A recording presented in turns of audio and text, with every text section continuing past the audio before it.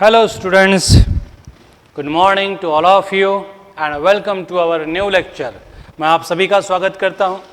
देखिए, कल हम मॉलिक्यूलर मासेस के बारे में देख रहे थे और हमने एक एग्जाम्पल लिया था HCl का।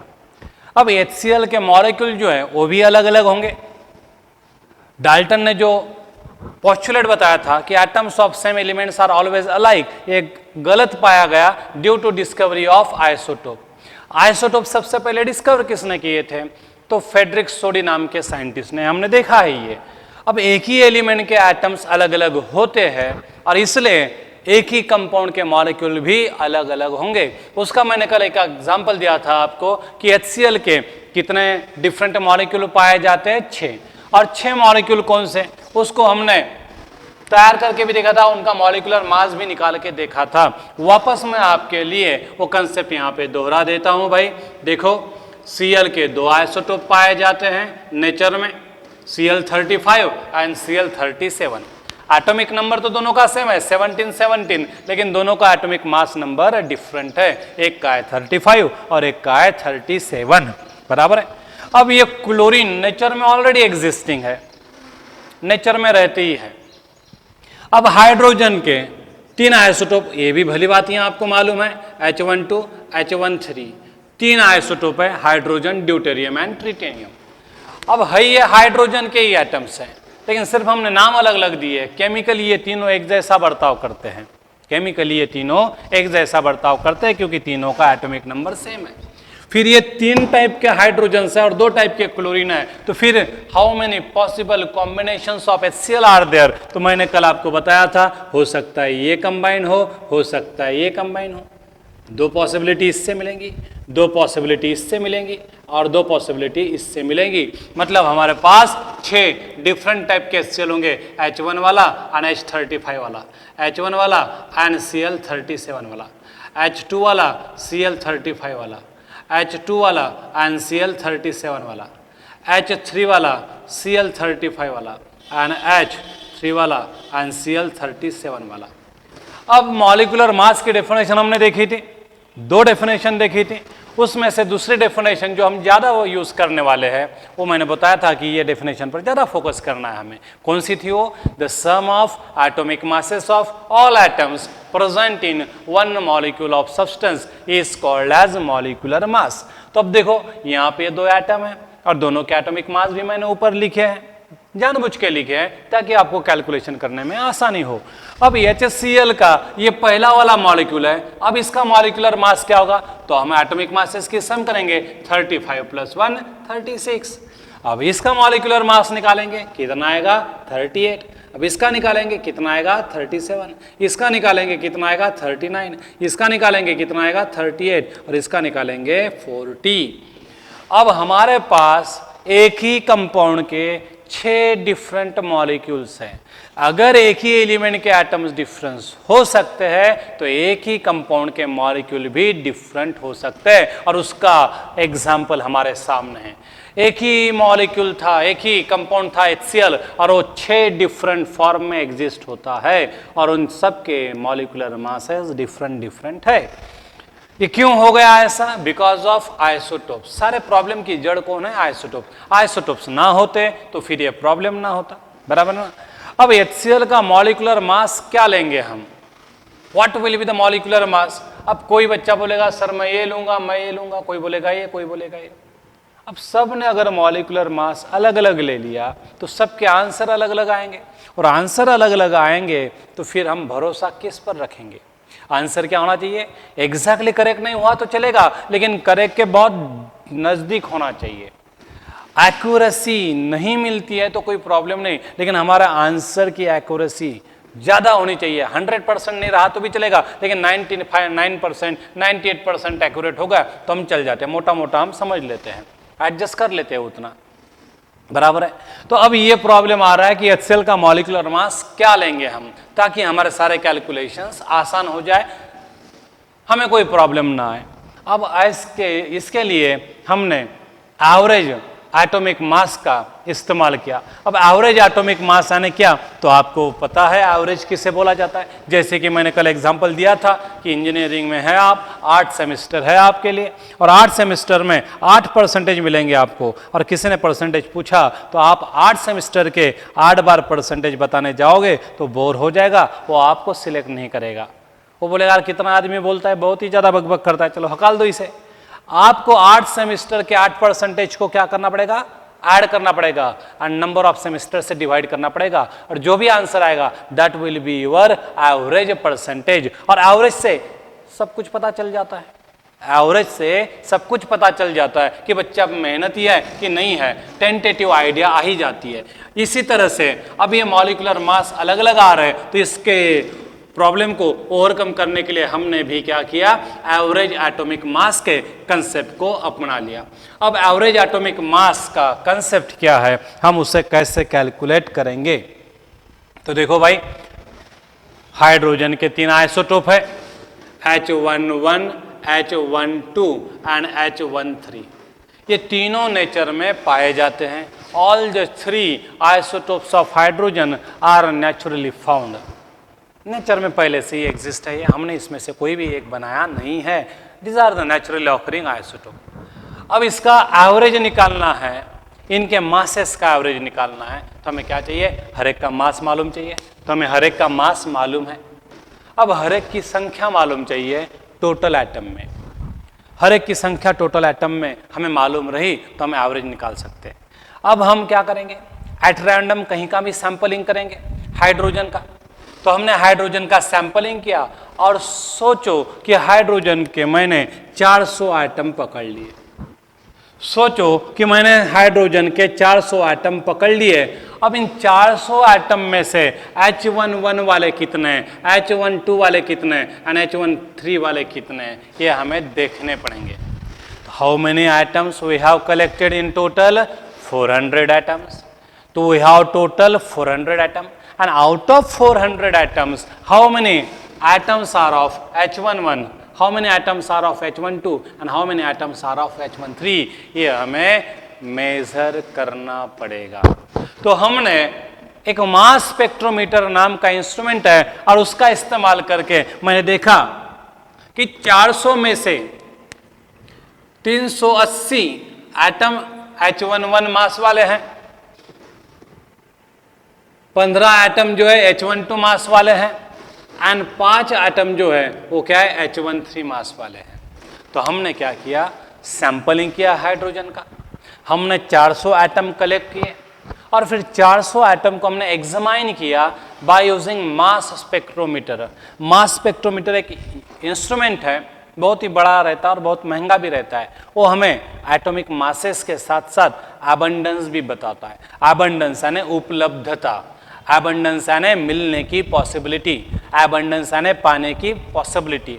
तो हमने देखा, एबंडेंस देखा, तो हर 400 हाइड्रोजन एटम में से 380 H11 वाले थे, 15 H12 वाले थे एंड 5 H13 वाले थे। अब 400 में से 380 तो 100 में से कितना, हम परसेंटेज निकाल सकते हैं, परसेंटेज ऑफ मार्क्स हमें निकाल सकते हैं। तो जैसे हम परसेंटेज ऑफ मार्क्स निकालते हैं वैसे हम परसेंटेज अबंडेंस निकाल सकते हैं। परसेंटेज अबंडेंस का फार्मूला परसेंटेज ऑफ मास जैसा ही है। क्या है परसेंटेज अबंडेंस का formula, number of atoms of given mass upon total number of atoms collected.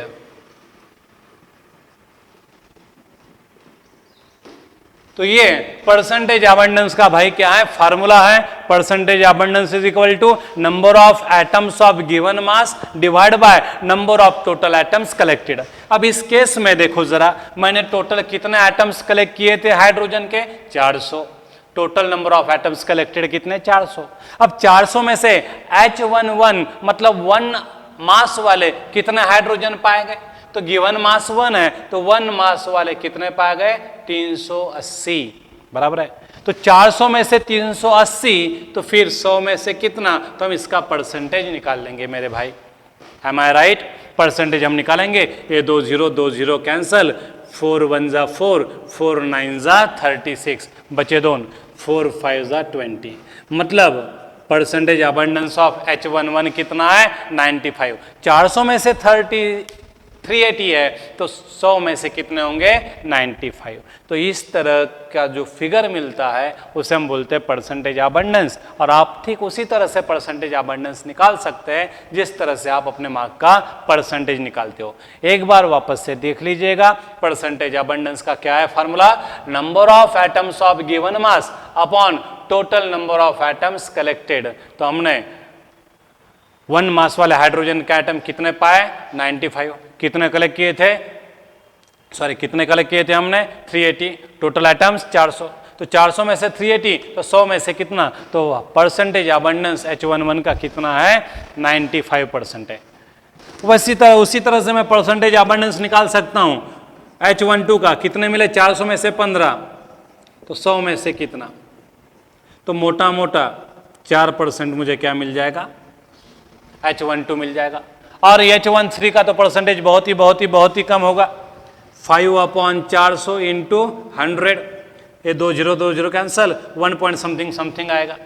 हमें कैलकुलेशन एक्यूरेट नहीं करना है, टेंटेटिव जस्ट एग्जांपल दे रहे हैं हम। तो देखो हर 100 हाइड्रोजन एटम में से 95 एटम्स क्या है H11 के, 4 एटम्स किसके है H12 के, और 1 एटम किसका है H13 का है। एक्चुअली मैंने मनगढ़ंत एग्जांपल लिया है। एक्चुअली H11 का परसेंटेज अबंडेंस कितना है 99.8%।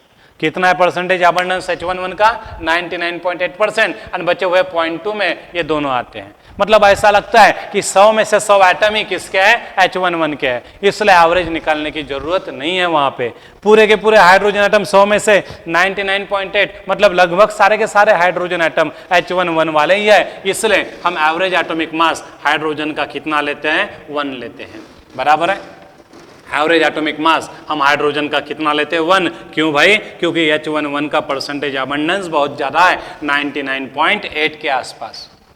H12 एंड H13 ना के बराबर मिलते हैं, ना के बराबर मिलते हैं मतलब हम समझ सकते कि मिलते ही नहीं है, और मिलते नहीं है तो हम उनको कंसीडर भी नहीं करेंगे, निगलेक्ट कर देंगे। तो what is the average atomic मास, तो 100 में से 100 हाइड्रोजन क्या है H11 वाले, मोटा मोटा समझ रहे हैं हम।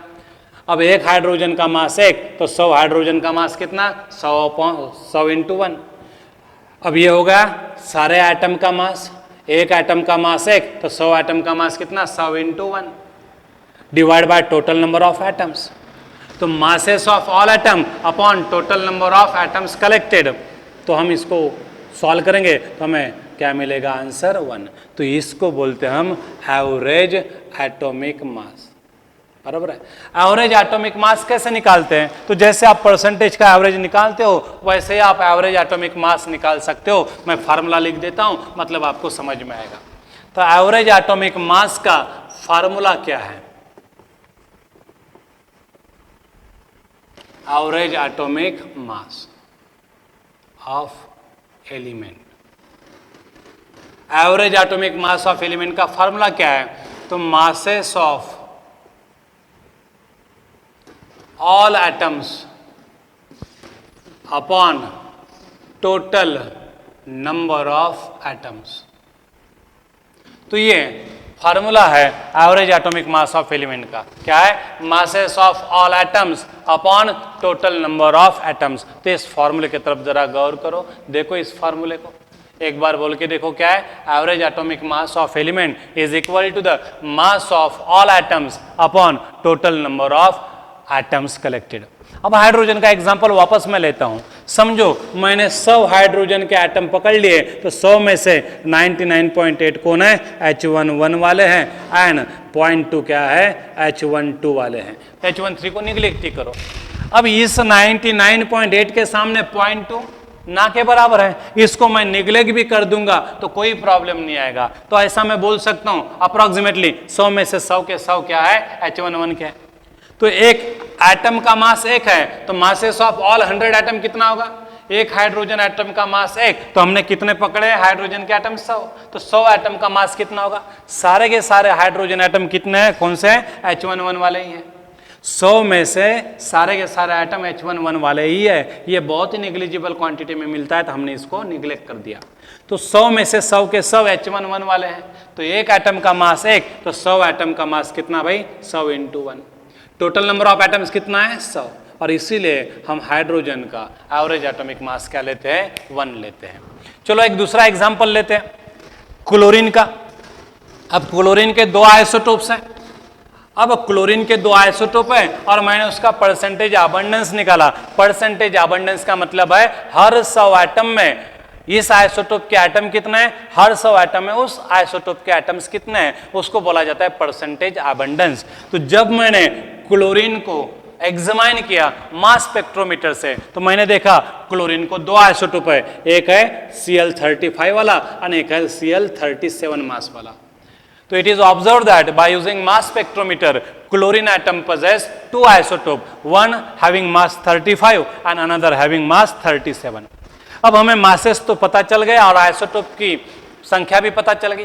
क्लोरीन हैज 2 आइसोटोप पता चल गए, एक का मास 35 है और एक का मास 37 है। ये मास स्पेक्ट्रोमीटर ने हमें जानकारी दे दी। अब हमने परसेंटेज अबंडेंस कैसे निकाला, तो हमने ऑब्जर्व किया अगेन मास स्पेक्ट्रोमीटर से। अब ये टेक्निक थोड़ी सी अलग है, मैथमेटिकल कैलकुलेशंस करने पड़ते हैं, वो मैं अभी नहीं बताऊंगा क्योंकि नहीं तो फिर और कंफ्यूजन हो जाएगा तुम्हारा। तो मास स्पेक्ट्रोमीटर ही हमें परसेंटेज अबंडेंस कैलकुलेट करके देखता है। तो मास स्पेक्ट्रोमीटर ने हमें बताया कि हर 100 एटम में से 75 एटम क्या है 35 मास वाले हैं। 100 में से 75 है, मतलब इसका परसेंटेज अबंडेंस कितना है 75। हर 100 में से 35 वाले 75 मिलते हैं, तो 200 में से 150 मिलेंगे, 300 में से कितने मिलेंगे, 225 मिलेंगे, बराबर है। तो हर 100 एटम अगर मैं क्लोरीन के पकड़ता हूं तो उसमें 35 मास वाले कितने मिलते हैं 75, मतलब 75% क्या है उसका अबंडेंस। और फिर हर 100 एटम में से 37 वाले कितने मिलते हैं 25, तो इसका क्या परसेंटेज अबंडेंस 25 है। तो परसेंटेज अबंडेंस के लिए हम टोटल कितना एटम कलेक्ट करते हैं 100 में से किसी के 10 एटम मिले, मतलब उसका परसेंटेज अबंडेंस कितना है 10। 100 में से 35 मास वाले क्लोरीन के इतने एटम पाए गए, इसलिए उसका परसेंटेज अबंडेंस कितना 75। 37 मास वाले क्लोरीन के कितने एटम पाए गए 100 में 25, तो ये क्या है उसका परसेंटेज अबंडेंस। अब मेरे पास टोटल एटम कितने हैं 75 प्लस 25। 100 एटम का मास लेना पड़ेगा मुझे, masses of all 100 atoms upon total number of atom that is 100। अब मुझे पता है कि 75% अबंडेंस है 35 वाले का, तो एक क्लोरीन का मास 35 है, तो 35 वाले मुझे मिले कितने 75 एटम। तो 75 एटम का मास कितना होगा, एक का 35, तो 75 वाले का 75 इंटू 35, ये हो गया 75 एटम का मास। अभी 25 एटम का मास बाकी है, 25 एटम का मास बाकी है। एक एटम का मास कितना है 37, तो 25 एटम का मास कितना होगा 25 into 37 divide by total number of atoms कितना आ रहा है भाई 100, बराबर है। अब देखो इसको समझ में आया, 35 मास वाले का परसेंटेज अबंडेंस 75 है, मतलब हर 100 एटम में 75 एटम इसके हैं और हर 100 एटम में 25 एटम इसके हैं। तो हमारे पास टोटल एटम कलेक्टेड कितने 100 में से 75 35 मास वाले है, एक का मास 35, तो 75 एटम का मास इतना। दूसरा आइसोटोप है 37 मास वाला, एक का मास 37, तो 25 एटम्स का मास कितना होगा 25 इंटू 37। अब मैं इन सब के मासेस को ऐड कर देता हूं, तो मुझे total mass of all 100 atom मिल जाएगा।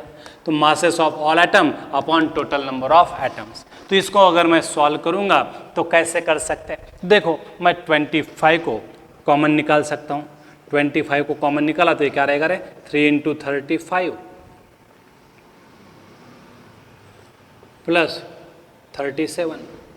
देखो जरा ध्यान से, मैंने 25 कॉमन निकाला तो यहाँ पे क्या बचेगा 3 इंटू 35 प्लस 37 डिवाइड बाय कितना रहे 100।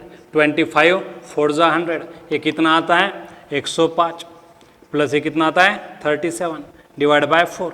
105 प्लस 37 कितना होता है भैया, देखो 143 मेरे ख्याल से, बराबर है 142 आता है, बराबर है 142 डिवाइड बाय 4।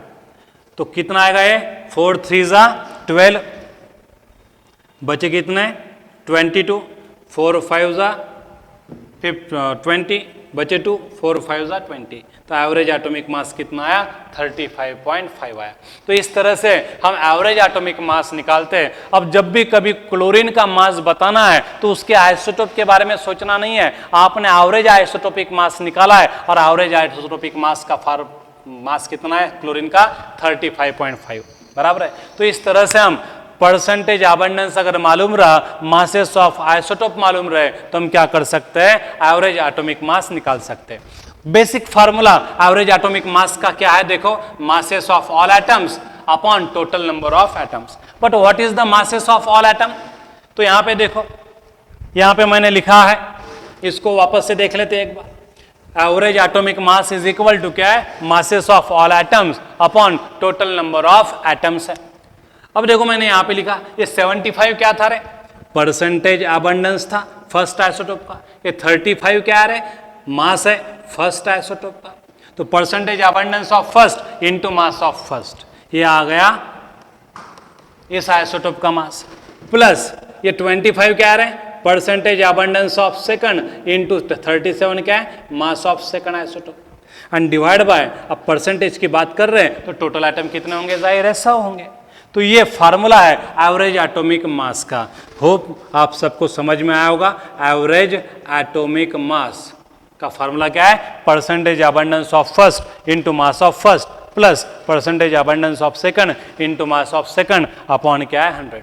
अब ये 2 आइसोटोप के लिए है। अगर 3 आइसोटोप होते तो क्या रहता फार्मूला एवरेज एटॉमिक मास का? तो एवरेज एटॉमिक मास का फार्मूला 3 आइसोटोप के लिए क्या रहता?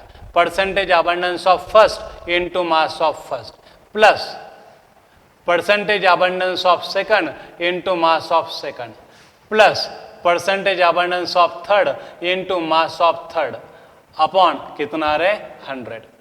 किसी के 4 रहते हैं तो हमें 4 बार लिखना पड़ेगा, 3 रहते तो 3 बार, बराबर है। तो इस तरह से हम इसी फार्मूला को इस तरह कन्वर्ट कर सकते हैं। तो अब आपको किसी भी एटम का एवरेज एटॉमिक मास निकालना है तो आपको उसके आइसोटोप्स मालूम चाहिए, उनके एटॉमिक मासेस मालूम चाहिए और साथ में उनका परसेंटेज अबंडेंस मालूम चाहिए। परसेंटेज अबंडेंस आपको मालूम है तो आप क्या कर सकते हो? एवरेज एटॉमिक मास निकाल सकते हो। अब मैं एक एग्जांपल बता देता हूं आपको, थोड़ा सा इधर देखिए। अब मैं ऐसा एलिमेंट लूंगा जिसको 2 आइसोटोप है, मतलब हमें ये वाला फार्मूला यूज करना पड़ेगा, percentage abundance of first into mass of first plus percentage abundance of second into mass of second upon 100। तो ब्रोमीन एक हैलोजन है, क्लोरीन का ही भाई है वो। ब्रोमीन के हमने जब एग्जामिनेशन किया तो 2 आइसोटोप मिले हमें। एक ब्रोमीन मिला ब्रोमीन 35 79 और एक ब्रोमीन मिला 35 81, बराबर है। तो ब्रोमीन के 2 आइसोटोप मिले, एक का मास 79 था और एक का मास कितना था? 81 था। एटॉमिक नंबर तो सेम ही रहेगा, आइसोटोप जो है, बराबर है। तो एक ब्रोमीन 79 मास वाला है और एक ब्रोमीन क्या है? 81 मास वाला है। बताया किसने? मास स्पेक्ट्रोमीटर ने। और मास स्पेक्ट्रोमीटर ने यह भी बताया कि इसका परसेंटेज अबंडेंस कितना है। उसका कहना यह है कि परसेंटेज अबंडेंस गिवन रहेगा आपको।